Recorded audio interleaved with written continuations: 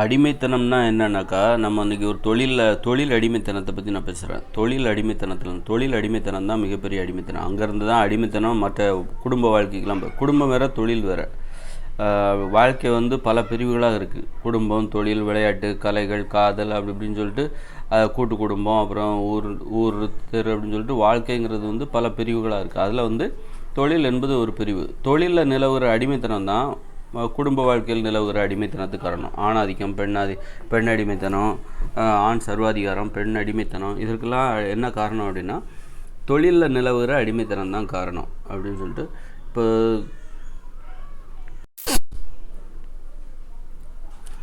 தொழிலில் நிலவுகிற அடிமைத்தனம்னா என்னன்னாக்கா, நமக்கு யாருன்னே தெரியாது. அவங்க நமக்கு உறவு முறையாக இருக்க மாட்டாங்க, உரிமையானவர்களாகவும் இருக்க மாட்டாங்க, நண்பர்களாக இருக்க மாட்டாங்க, உறவினர்களாக. அவங்க சொல்கிறத நம்ம செய்ய வேண்டியிருக்கும். நம்ம ஒரு வேலை பார்க்குறோம், நம்ம முதலாளி, மேலதிகாரி அல்லது மேனேஜர், அவர் வந்து நமக்கு சொந்தமாக இருக்க மாட்டார், உறவினராக இருக்க மாட்டார்.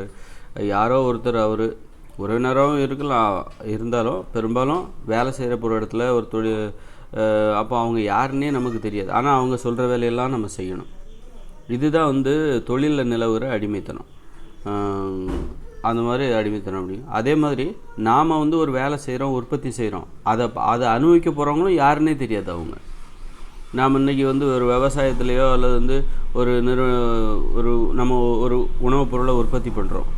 அதை வந்து ஏற்றுமதி அல்லது எங்கேயோ வியாபாரமாகும், எங்கேயோ கொண்டு அது வியாபாரமாகும். அதை அனுபவிக்கிறவங்க, அதை பயன்படுத்துகிறவங்க யாருன்னே தெரியாது. ஆனால் நம்ம அதை உற்பத்தி பண்ணிகிட்ருப்போம். நம்ம உற்பத்தி பண்ணும்போது நமக்கு தெரியாது இதை யார் சாப்பிட போகிறாங்க அப்படின்லாம் நமக்கு தெரியாது. நம்ம இன்றைக்கி ஒரு மாம்பழத்தை உற்பத்தி பண்ணுவோம், அல்லது வந்து நெல்லை உற்பத்தி பண்ணுவோம். விவசாயிகள் வந்து நெல்லை உற்பத்தி பண்ணுறாங்க அல்லது என்னென்னவோ பண்ணுறாங்கள. ஆனால் இது யார் அனுபவிக்க போகிறாங்கன்னு அவங்களுக்கு தெரியாது. யாருன்னே தெரியாத ஒருத்தருக்காக அவங்க உற்பத்தி பண்ணிகிட்ருக்காங்க. அப்போ இதுதான் அடிமைத்தனம். இது மாதிரி ஒரு நெசவாளியும் சரி, ஒரு நெசவாளி வந்து ஒரு நெசவாளியும் யாருன்னே தெரியாது, அவங்களுக்காக ஒரு ஆடை வந்து நெய்துகிட்டு இருப்பார். அது மாதிரி ஒரு மருத்துவர், அவர் யாருன்னே தெரியாது, தன்னிடம் சிகிச்சை எடுத்துக்கிறவங்க யார், எந்த ஊர், என்ன பேர், அவங்க உறவினர்களாக இருக்க மாட்டாங்க, நண்பர்களாக, யாருன்னே தெரியாத உங்களுக்காக அவர் சிகிச்சை செஞ்சிட்ருப்பார். அதாவது யாருன்னே தெரியாதவங்கெல்லாம் யாருன்னா அந்நியர்களுக்காக நாம் உழைச்சிக்கிட்டு இருக்கோம். அந்நியர்கள் நமக்கு தெரிஞ்சவங்களுக்காக தான் உழைக்கணும். இப்போ இந்த பணம் என்னும் நடைமுறை இல்லாத காலகட்டங்களில், பணம்ங்கிறது கண்டுபிடிக்கப்படாத காலகட்டங்களில் யாரும் இன்னொருத்தருக்காக, தெரியாதவங்களுக்காக உழைச்சிருக்க மாட்டாங்க, உதவி செஞ்சுருக்க மாட்டாங்க. தெரியாதவங்களுக்காக உதவி செஞ்சுருப்பாங்க, ஆனால் இந்த மாதிரி கஷ்டப்பட்டு உழைக்க மாட்டாங்க. பணம்ங்கிற நடைமுறை வந்த பிறகு தான் அதை சம்பாதிக்கிறதுக்காக நம்ம என்ன பண்ணோம் அப்படின்னா, நமக்கு தெரியாத யாரோ ஒருத்தருக்காக, அவங்க எந்த நாட்டிலே வேணாலும் இருக்கலாம், அவங்களுக்காக நம்ம இங்கேருந்து உழைச்சிட்டு இருப்போம். இங்கே ஒரு விவசாயி உழைப்பாங்க, அந்த மாதிரி உழைச்சிட்ருப்பாங்க. அதான் ஒரு ட்ரெஸ்ஸு, ஒரு நெசவாளி அல்லது எந்த ஒரு துறையாக இருக்கட்டும், எந்த ஒரு தொழிலாக இருக்கட்டும், அவங்க வந்து அவங்க தொழிலில் செய்கிற உற்பத்தி அதை யார் அனுபவிக்க போகிறாங்கன்னே தெரியாது. ஆனால் யாரோ ஒருத்தர் அதை தெரியாதவங்களுக்காக உழைப்பதற்கான ஒரு நிர்பந்தத்தை, அதாவது அந்நியர்களுக்கு, தெரியாதவங்க அத்தனை பேரும் அந்நியர்கள் தான். அப்போ தெரிஞ்சவங்கள நம்ம அந்நியர்கள்னு சொல்ல மாட்டோம். அவங்களுக்காக உழைக்க வேண்டிய நிர்பந்தத்தை இந்த இயந்திர அறிவியல் உலகம் அல்லது பணம் எனும் நடைமுறை நமக்கு ஏற்படுத்தி கொடுக்கிறது. இதற்கு பெயர் தான் அடிமைத்தனம். நம்ம ஏற்றுக்கொண்ட அடிமைத்தனம். சரி, தெரியாத ஒருத்தங்களுக்கு உழைக்கிறது அப்படி அடிமைத்தனம் அப்படின்னா அது எப்படி, அதில் என்ன தப்பு இருக்குது அப்படிங்க? அது தப்பு தான். அடிமைத்தனம்னால தப்பு தான். தெரியாதவர்களுக்காக நம்ம வந்து பண்ணுறோம். இது இந்த இயந்திர அறிவியல் உலக நடைமுறையாக இருக்கிறது. இயற்கைக்கு முரணான ஒரு செயற்கையான நடைமுறை. இது ஒரு தற்காலிகமாக கொஞ்ச காலத்துக்கு இருக்கும், அவ்வளோதான். இது நிரந்தரமாலாம் இது மக்கள் ஏற்றுக்க மாட்டாங்க. மனித மனம் என்பது இதை நிரந்தரமாக ஏற்றுக்கொள்ளாது. இப்போ தெரியாத ஒருத்தங்களுக்காக நம்ம வந்து சிகிச்சை செய்வோம், அல்லது வந்து நம்ம ஒரு உற்பத்தியை செஞ்சு வியாபாரம் பண்ணுவோம். ஆனால் அதன் மூலம் கிடைக்கிற பணத்தை சம்பாதிச்சுட்டு நம்ம தெரியாதவங்களுக்கு செலவு பண்ண போகிறதில்ல. நமக்கு தெரிஞ்ச நம்ம குடும்பத்தாருக்கும் தெரிஞ்ச நண்பர்களுக்கும் உறவினர்களுக்கும் செலவு பண்ணுமே தவிர, நம்ம வந்து நாம் ஒரு விவசாயி வந்து உற்பத்தி செஞ்ச தானியங்களையோ அல்லது வந்து பழங்கள், காய்கறிகளையோ தெரியாதவங்ககிட்ட தான் விற்பனை பண்ணுறாங்க. அவங்களும் அதுக்கு ஈடாக பணம் கொடுக்குறாங்க. அப்படி சம்பாதிக்கப்பட்ட பணத்தை அந்த விவசாயி என்ன பண்ணுறாருன்னா, தனது குடும்பத்துக்காகவும் தனக்கு தெரிந்தவர்களுக்காகவும் தான் செலவு செய்கிறார்.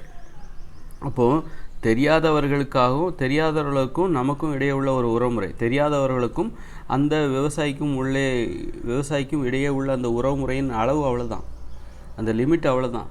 தெரியாதவர்களுக்கு நாம் வந்து சும்மா கொடுக்க மாட்டோம். நம்ம வந்து ஒரு பணத்தை வாங்கிட்டு தான் கொடுக்குறோம். ஆனால் தெரியாதவர்களுக்காக நம்ம உழைக்க வேண்டிய அவசியம், கஷ்டப்பட்டு உழைக்கிறோம், பார்த்து பார்த்து உழைக்கிறோம். பல நாள் கஷ்டப்பட்டு பார்த்து பார்த்து உழைக்கிறோம், அவங்ககிட்ட கொடுக்குறோம், அவங்க அதுக்கு ஈடாக பணம் கொடுக்குறாங்க. பணம் என்னும் நடைமுறை தெரியாதவர்களுக்காக உழைக்க நம்மை நிர்பந்தப்படுத்துகிறது. அதுதான் இதில் நான் சொல்லுவேன். அதாவது தெரியாதவர்களுக்காக உழைப்பது அடிமைத்தனம் தான்.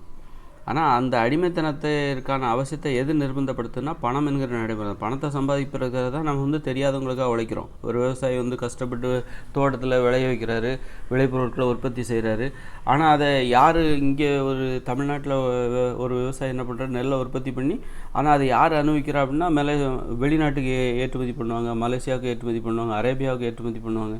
ஆனால் அது விவசாயிக்கு தெரியாது. நாம் உற்பத்தி பண்ணுறத இது ஒரு அரேபியாக்காரன் சாப்பிட போகிறான், அந்த நெல்லை வந்து அரேபியாக்காரன் சாப்பிட போகிறான், அல்லது வந்து ஒரு மலேசியாக்காரங்க இதை சாப்பிட போகிறாங்க அப்படிங்கிறது அந்த விவசாயிக்கு தெரியுது. யாருக்குன்னே தெரியாமல் இவர் வந்து உற்பத்தி செய்வார், உற்பத்தி செஞ்சிட்ருப்பார். அப்புறம் அதுக்கு இவருக்கு பணம் கிடைக்குது. ஆக இது அடிமைத்தனம் என்பது நமக்கு யாருக்குன்னே தெரியாத ஒருத்தருக்காக நாம் வந்து கஷ்டப்பட்டு உழைக்கிறோம் பாருங்கள். ரொம்பவும் கஷ்டப்பட்டு உழைக்கணும் அப்படின்னு நமக்கு கற்றுக் கொடுக்குது, சொல்லுது. இந்த பணம் என்னும் நடைமுறை, இந்த இயந்திர அறிவியல் உலகம், இதுதான் அடிமைத்தனம்.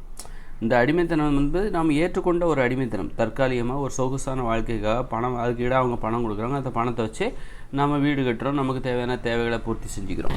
இது வந்து உலக நடைமுறை. இப்போ வந்து நம்ம வந்து நாம் உற்பத்தி பண்ணுற ஒரு பொருளை மலேசியாக்காரங்க வாங்குவாங்க, அவங்க உற்பத்தி பண்ணுறதை நாம் வாங்குவோம்.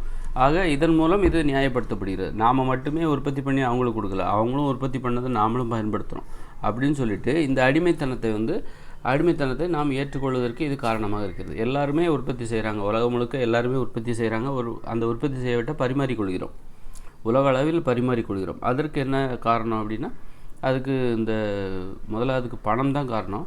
அப்புறம் வந்து அந்த உற்பத்தியை பகிர்ந்து கொள்வதற்கு இங்கேருந்து ஒரு வெளிநாட்டுக்கு ஏற்றுமதி பண்ணுறது, இதெல்லாம் அந்த போக்குவரத்து வாகனங்கள், கப்பல், அப்புறம் போக்குவரத்து வாகனங்கள், லாரி, இந்த மாதிரியான வாகனங்கள் இருப்பதால் தான் நமது உற்பத்தி பொருள் வந்து இங்கேருந்து வெளிநாட்டுக்கும், வெளிநாட்டிலேருந்து இங்கேக்கும், அல்லது இங்கேருந்து வெளியூருக்கும் இதெல்லாம் போகிறதுக்கு இதெல்லாம் தான் காரணம். ஆக அப்போது இந்த மாதிரியான நடைமுறை என்பது ஒரு அடிமைத்தனமாக இருந்தாலும், இந்த அடிமைத்தன நடைமுறைக்கு மிகவும் உதவியாக இருப்பது, காரணமாக இருப்பது பணம். உதவியாக இருப்பது என்னதுனாக்கா அந்த போக்குவரத்து வாகனங்கள் இல்லைன்னா நம்ம எங்கேயுமே ஏற்றுமதி பண்ண முடியாது, இறக்குமதியும் பண்ண முடியாது.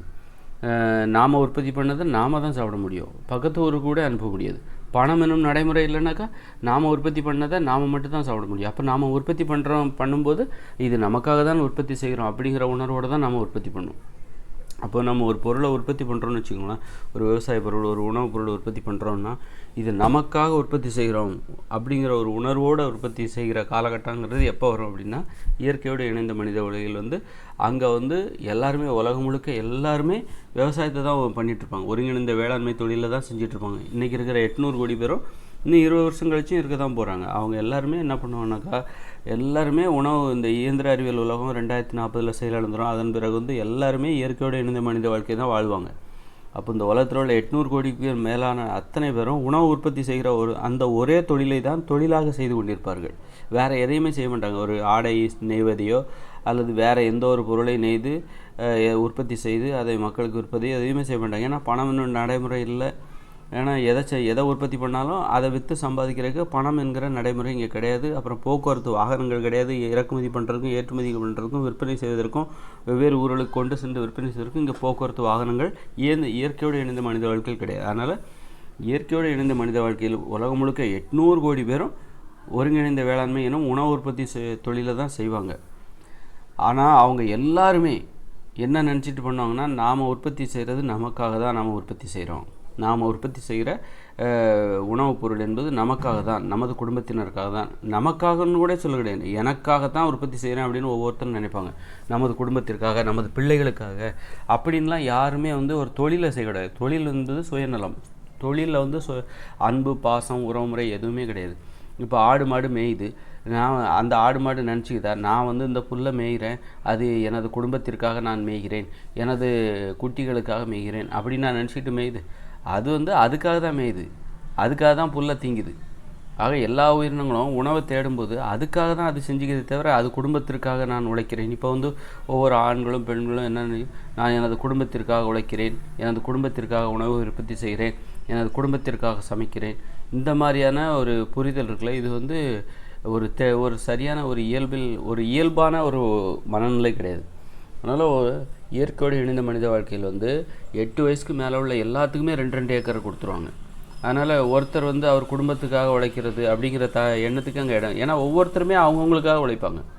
ஒரு குடும்பத்தில் உள்ள 8 வயதுக்கு மேலே உள்ள எல்லாருமே என்ன பண்ணுவாங்க அப்படின்னா, விளைநிலத்தில் உழைக்கும்போது உணவு உற்பத்தி செய்கிற அந்த தொழிலை செய்யும்போது, இது எனக்காக தான் நான் செய்கிறேன். இந்த வேலையை நான் ஒரு செடியை நடுறேன், அதை வளர்க்குறேன், அதை எனக்கு இந்த செடியின் மூலம் காய்க்கப்படுகிற காய் எனக்கு பிடிக்கும், எனக்கு ரொம்ப பிடிச்சி, எனக்கு வெண்டைக்காய் ரொம்ப பிடிக்கும், அதனால் நான் இதை விளைவிக்கிறேன், எனக்கு பிடிக்கும், அதனால் நான் இதை செய்கிறேன். அது மாதிரி எனக்கு இந்த மாம்பழம் பிடிக்கும், அதனால தான் இதை செய்கிறேன், என் பிள்ளைகளுக்கு இது பிடிக்கும், என் பொண்டாட்டிக்கு இது பிடிக்கும் அப்படின்னு நினச்சிட்டு எவனும் பண்ண மாட்டான். அவள் பொண்டாட்டிக்கு பிடிக்கும்னா அவள் தோட்டத்தில் பண்ணுவாள். அவளுக்கும் ஒரு 2 ஏக்கர் நிலம் கொடுத்துருப்பாங்க. அவளுக்கு பிடிச்சதை அவளுடைய விளைநிலத்தில் பண்ணுவாள். அது மாதிரி என் பிள்ளைகளுக்காக நான் இதை பண்ணுறேன் அப்படின்ட்டு அவன் பண்ண தேவையில்லை. ஏன்னா அந்த பிள்ளைகளுக்கும் ஒரு 8 வயசுக்கு மேலே விளைநிலம் கொடுக்கப்படும். அந்த பிள்ளைகளுக்கு 8 வயசுக்கு மேலே இருந்ததுன்னு வச்சுக்கோங்க. அப்போ அந்த பிள்ளைகளும் என்ன பண்ணுவாங்க, அவங்களுக்கு பிடிச்சதை அவங்களுக்கு கொடுக்கப்பட்ட விளைநிலத்தில் பண்ணுவாங்க. ஆக நீ இப்போ நிறைய பேர், நான் என் குடும்பத்துக்காக உழைக்கிறேன், நான் உங்களுக்காக எவ்வளோ கஷ்டப்பட்டேன் தெரியுமா, உங்களுக்காக நான் எவ்வளோ விஷயத்தை தியாகம் பண்ணியிருக்கேன், உங்களுக்காக உழைச்சி தேஞ்சு போயிட்டேன், இந்த மாதிரி சொல்கிறாங்கள தியாகம். இந்த மாதிரி தியாகத்துக்கு இயற்கையோடு இணைந்த மனித வாழ்க்கையில் இடமில்லை. ஏன்னா எல்லாத்துக்குமே நிலம் கொடுக்கப்பட்டாச்சு. அவங்கவுங்களுக்கு தேவையானதை அவங்கவுங்க உற்பத்தி செய்ய போகிறாங்க. அப்போ அவங்க வயலில் உழைக்கும் போது என்ன மாதிரியான மனநிலையில் உழைப்பாங்க அப்படின்னா, நான் எனக்கு தேவையானதை உற்பத்தி செய்வதற்காக இந்த விளைநிலத்தில் உழைத்து கொண்டிருக்கிறேன், எனக்கு பிடித்த உணவுகளை உற்பத்தி செய்வதற்காக நான் இந்த விளைநிலத்தில் உற்பத்தி செய்கிறேன் அப்படிங்கிற மனநிலையோடு தான் அவங்க உழைப்பாங்க. அப்படி தான் அவங்க உழைக்கணும். அதுதான் தொழில் செய்வதற்கான ஒரு சரியான தெளிவான மனநிலை. ஒரு தொழில் செய்யும்போது நான் என் குடும்பத்துக்காக செய்கிறேன், என் பொண்டாட்டிக்காக செய்கிறேன் அப்படிங்கிறது எல்லாமே அடிமைத்தனம் தான். என் பொண்டாட்டிக்காக நான் உழைக்கிறேன் அப்படிங்கும்போது என்ன செய்வான், ஒருத்தன் எப்படி உழைக்கிறான்னாக்கா, என் பொண்டாட்டிக்காக நான் உழைக்கிறேன் அப்படின்ட்டு உழைக்கிறான்னு வச்சுக்கோங்களேன். அப்போ அவன் என்ன பண்ணுவான்னாக்கா, பொண்டாட்டியை உழைக்க விட மாட்டான். நீ வேலைக்கு போகாத, ஏன்னா உனக்காக தான் நான் உழைச்சிக்கிட்டு இருக்கேன், அப்புறம் எதுக்கு நீ வேலைக்கு போகிற, ஏன் இவன் பொண்டாட்டிக்காக வேலை பார்க்குறான்னா, வேலை சேர்த்து உழைக்கிறான் அப்படின்னா அவனுக்கு ஒரு மனநிலை தான் ஒரு தியாகி, நான் மற்றவங்களுக்காக கஷ்டப்படுறேன் அப்படிங்கிற ஒரு மனநிலை இவனுக்கு தேவைப்படுது. தன்னை மிகப்படுத்திக்கிறான். நான் உழைச்சி தான் என் பொண்டாட்டியை காப்பாற்றினேன் அப்படின்னு இவன் மற்றவங்கள்ட்ட பெருமையாக பேசிக்கணும் அப்படின்னு இவன் பெருமையாக நினச்சிக்கணும் அப்படிங்கிறதுக்காக இவன் என்ன பண்ணுறான், மற்றவங்கள சோம்பேறியாக்கிட்டு அவங்களுக்காக இவன் உழைக்கிறான். பொண்டாட்டிக்காக உழைக்கிறது, பிள்ளைகளுக்காக உழைக்கிறது. ஆக இந்த மாதிரி இது ஒரு தொழில் செய்வதற்கான ஒரு தவறான மனப்பான்மை. தொழில்னா சுயநலம் தான்.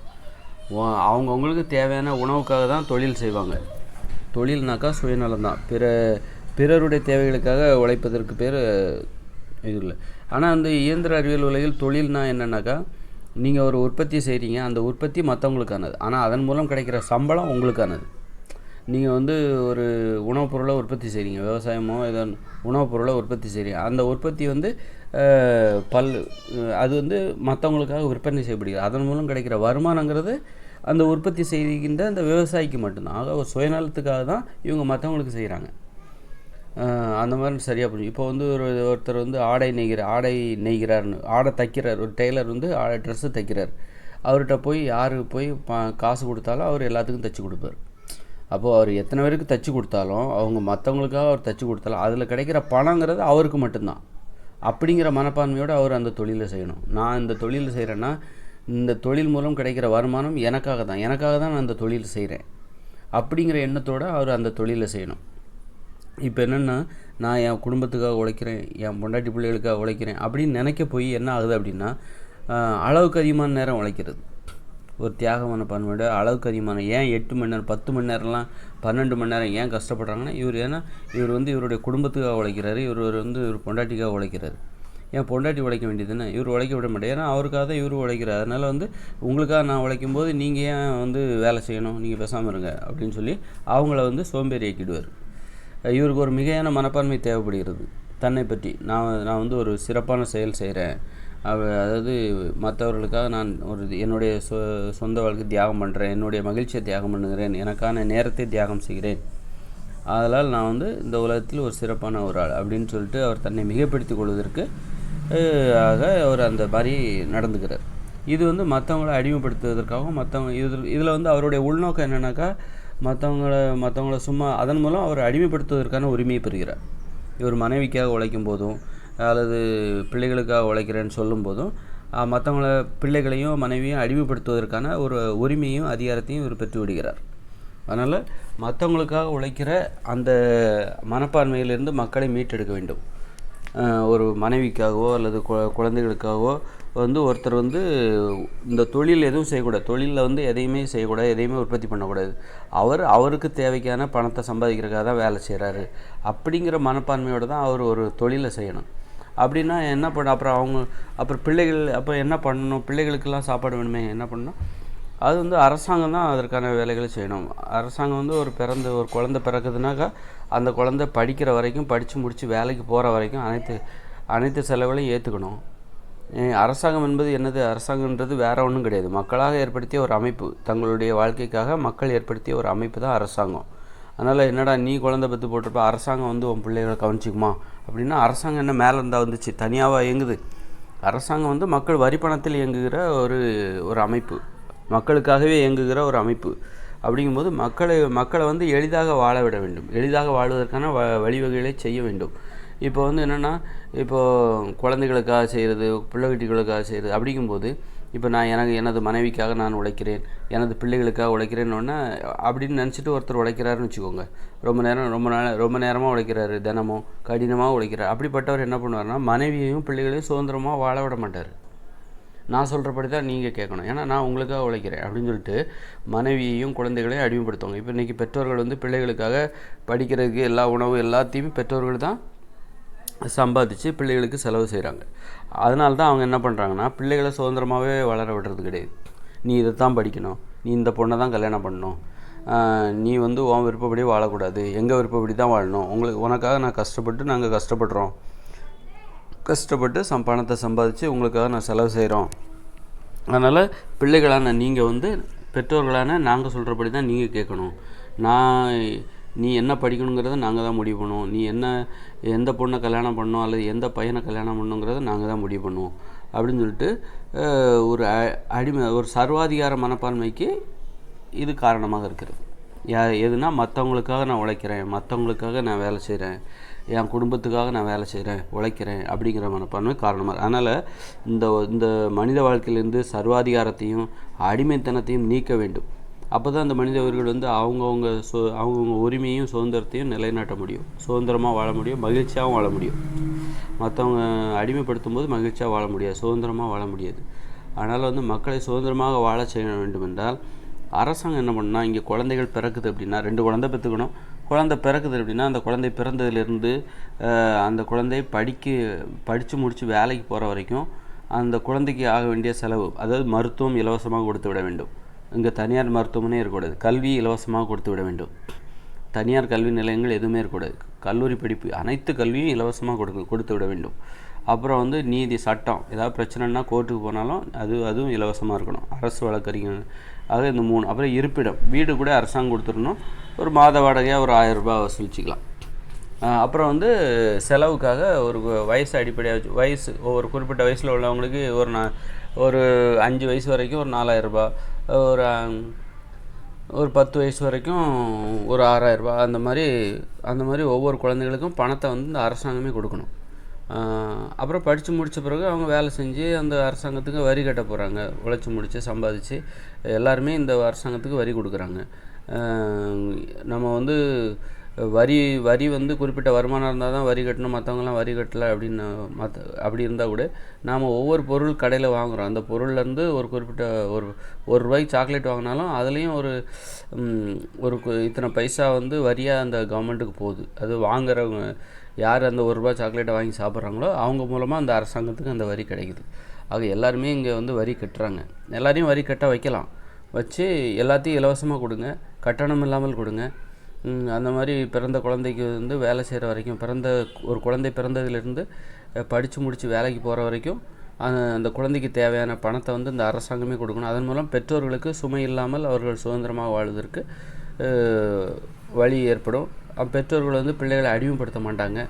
பிள்ளைகளும் பெற்றோர்களை என்னடா வேறு வழி இல்லாமல் இந்த மாதிரி அடிமையாக இருக்க வேண்டிய நிலமை, பெற்றவங்கள விட்டால் என்ன பண்ணுறது, அவங்க தான் சாப்பாடு போடணும் அந்த மாதிரி நினச்சிட்டு அவங்க வந்து ஒரு உணர்வு அமுக்கப்பட்டு சுதந்திரமாக யோசிக்க முடியாமல் பெற்றவங்களோட அடிமைத்தனத்துக்கு பலியாகி வேறு வழி இல்லைங்கிற மாதிரி வாழ்ந்து தங்களுடைய விருப்பத்தை வந்து அங்கே வந்து நிலைநாட்ட முடியாமல் தியாகம் பண்ணி பெற்றவங்களுக்காகவே அவங்க வாழ்கிறது, பெற்றவங்களுக்காகவே தங்களுடைய விருப்பங்களை தியாகம் செய்வது. ஆக இது போன்ற இதுக்கெல்லாம் எது காரணம் அப்படின்னா, இந்த பெற்றவங்க வந்து பிள்ளைகளுக்காக உழைக்கிறேன் வாழ்கிறேன் அப்படிங்கிற அந்த மனப்பான்மை தான் காரணம். அதற்கு வழி இல்லாத மாதிரி நம்ம ஒரு வாழ்க்கை முறையை அமைக்கணும். திட்டமிட்டு ஆலோசனை செய்து ஆலோசித்து ஆராய்ச்சி செய்து அதற்கான ஒரு அற்புதமான ஒரு வாழ்க்கை முறையை நம்ம அமைக்கணும். அமைச்சு அப்படித்தான் இந்த மனிதர்களை மகிழ்ச்சியாக வாழ வைக்க முடியும்.